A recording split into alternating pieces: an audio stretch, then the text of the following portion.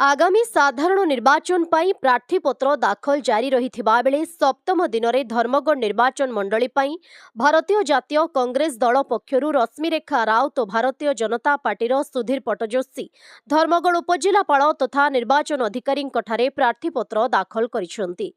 धर्मगढ़ बसस्टाण्रु हजार हजार कर्मी और साधारण जनता विराट रैली रे आसी रश्मिरेखा निज नामांकन दाखल करिथिबा बेले बीजेपी प्रार्थी सुधीर पट्टजोशी मध्य धर्मगढ़ इस्ता देवी मां भंडार घरणी मंदिररू हजार हजार कर्मी आसी निज नामांकन पत्र दाखल करथिले।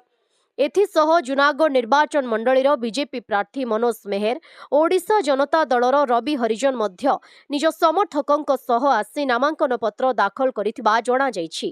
तो आपण प्रचार जीवे केमिति रही छी लोकंकर समर्थन विजय ପାଇଁ कोन आशा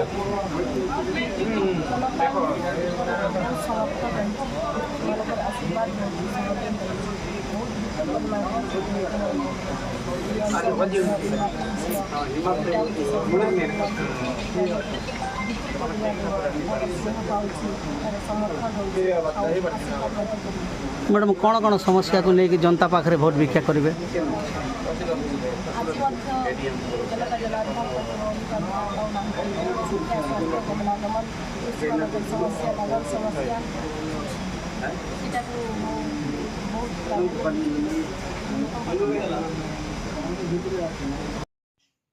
खबर दुनिया रे जोड़ी हेबा पाई सब्सक्राइब करंतु ओडिशा हाइलाइट समाचार को आउ दबे दियंतु बेल आइकन को सर्वप्रथमे खबर पाइबा पाई।